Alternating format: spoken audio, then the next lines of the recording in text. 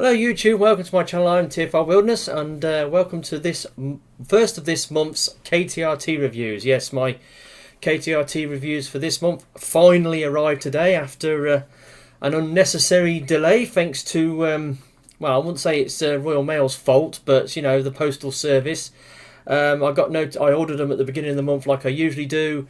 I got notification via the tracking code that they arrived in the country on Friday the 9th. And then they proceeded to sit in limbo in the HWDC Langley, which is a customs clearinghouse in the south of England, you know, with airmail packages coming into the UK.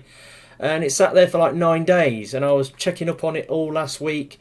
Is it going to arrive before TF Nation? Because I really wanted to do this review before TF Nation, but unfortunately, like I said, it got delayed, and it wasn't until today, when I was at work and I was checking on my phone, it said it had been delivered. So yeah, they're finally here.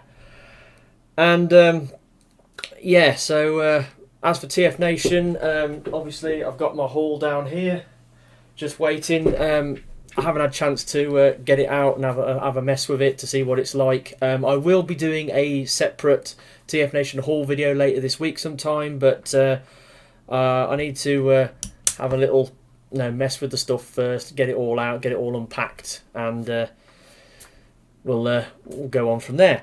But that's not the focus of today's video. Today's video is to review this figure, and the character I've got to show you today is from the new Tobot V line, which has just finished its season 1 run, 52 episodes last week. So season 1's finished. I think there's kind of a spin-off going forwards because they left it open at the end, so I'm not sure what's going to happen there. But anyway, so in the final episodes of Tobot V, you got Master V, that combiner from the 3 original Tobots from the beginning of the series, combined together, and then later on they had these power-up bots, slightly smaller bots, which then combine with Master V to make him bigger and more powerful. And I got one of those said combiner bots, or power-up bots, in Powertrain, which I reviewed last month. This is the final of these power-up bots, and it is Tobot V Sonic Stealth. And here he is in his alt mode. It's a blue stealth bomber, really cool looking ship. But before we get into that, let's have a quick look at the packaging. Here's the box, fairly typical Tobot V box. It's got like a window, large window in the front. It's got the plastic clamshell and the foil bit in the back. It's got all the writing down here. It's got his name down the side, Sonic Stealth. Lots of artwork on the box. And as you can see, the box has been slightly squished, because not only did my package get delayed, it had also been squashed. So both the box, because I got these from the same seller, and he always wraps them up very securely in bubble wrap and this thick grey polythene wrap. But when you've got like a big heavy parcel sat on top, it squishes it down. But fortunately, the toys are okay. They're fine. It's just the box has got a little squeezed up. But yeah, got that, and comes with the usual instructions, and comes with this this glossy pamphlet and a bunch of stickers.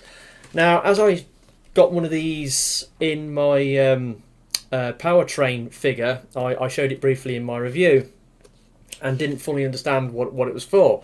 Then I watched KR Brickbot's reviews. He's a Korean YouTuber in Korea. He reviews Korean toys, but fortunately he speaks English, and so you can understand what he's saying, and he likes to translate some of the things, or explains what the Korean stuff is going on here.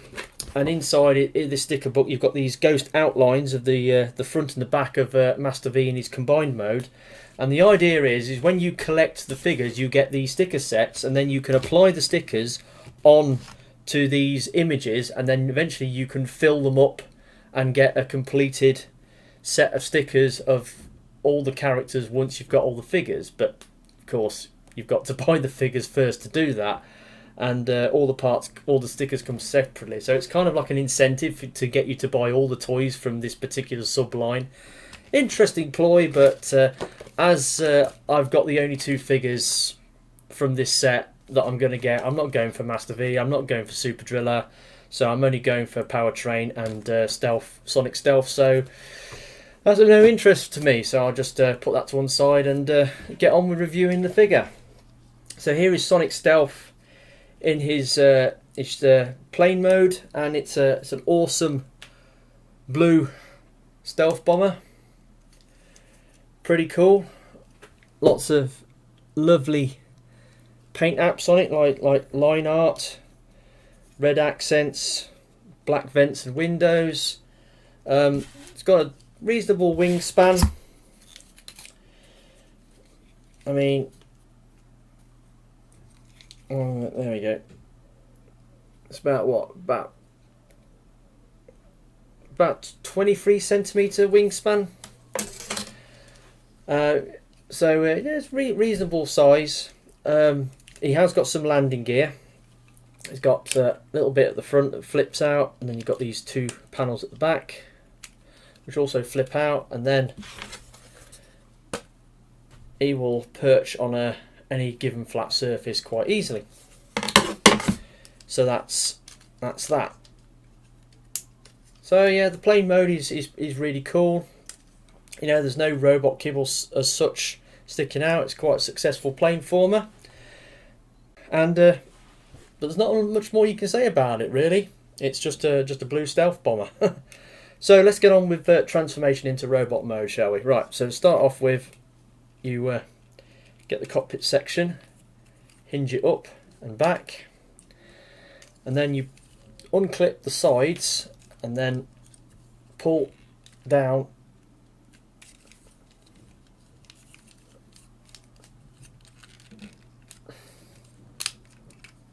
like that. You pull that down, then you can start bringing the legs round. Then you've got these little blue feet, little red feet things that you can flip out, like so. Then turn the waist round to the front. Then you start unfolding the arms, like so.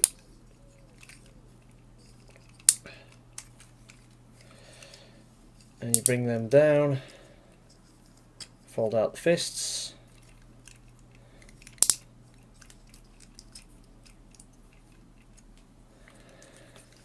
and then finally you turn the head around to do the head reveal. And there we are. There is Sonic Stealth in his robot mode, and I love the aesthetic on this guy. I love the proportions, this very tall, thin, lanky looking robot mode that he's got, because I think personally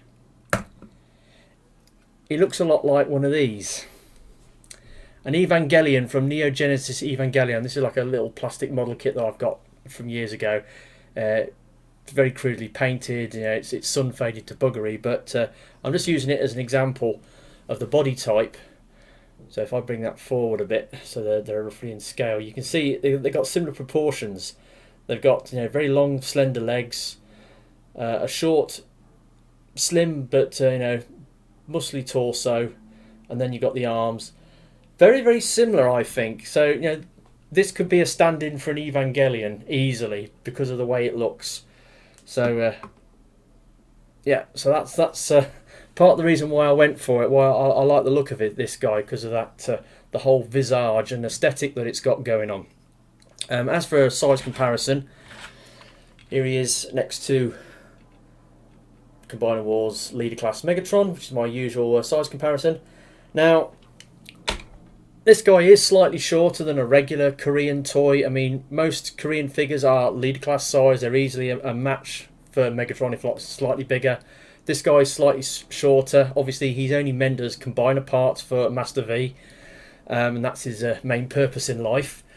So when you're looking for these guys, they because they're slightly smaller, they are slightly cheaper. So you can pick these guys up at the moment for around 35, just under 40 quid, between 35 and 40 quid. That's the going rate for these, which isn't too bad. Obviously, the bigger Korean toys tend to be more like 55, 60 quid these days, which they're getting kind of expensive, mainly because of the value of the pound plummeting due to Brexit uncertainty. And of course, when we get our no-deal Brexit in October, things is only going to get worse.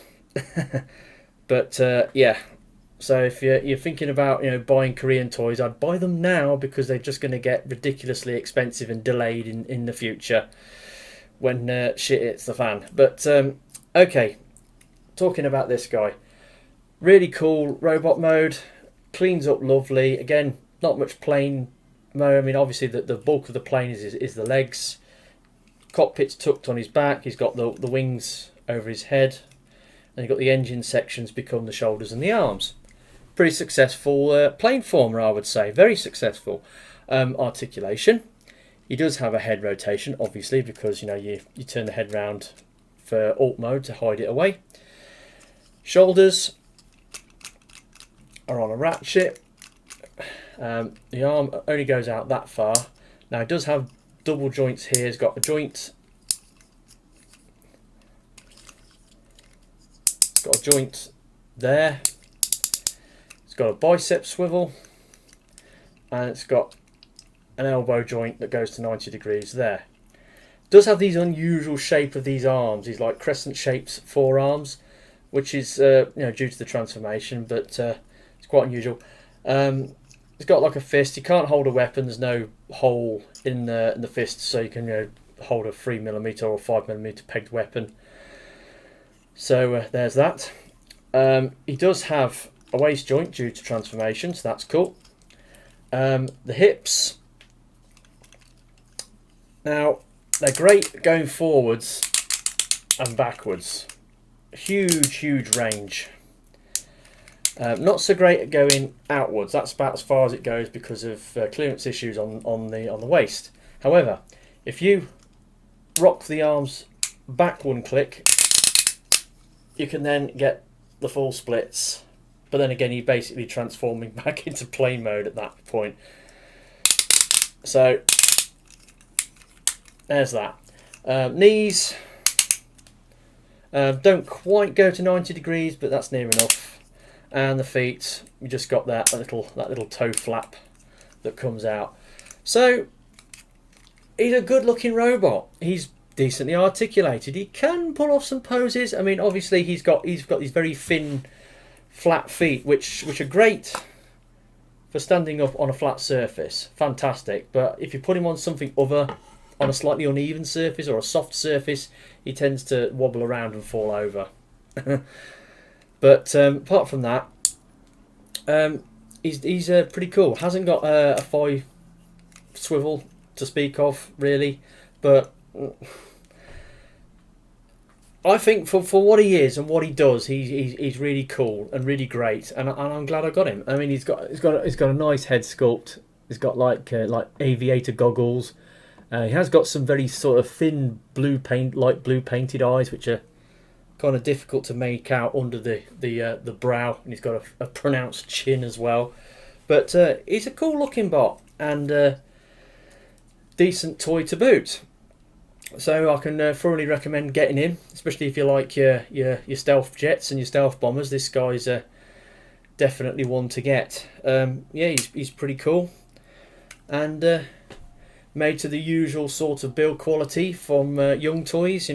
Nice, shiny, high quality plastic. Lots of ratchet joints here and there. So yeah, it's pretty awesome. And the first of this month's Korean toys that I'm going to show you today. As with last year, where I did some theming on my KTRTs. I picked a theme. I've decided to go back to that this month, and both the KTRTs I've got are blue in colour. In fact, they're more or less the same shade of blue. So yeah, that's this guy.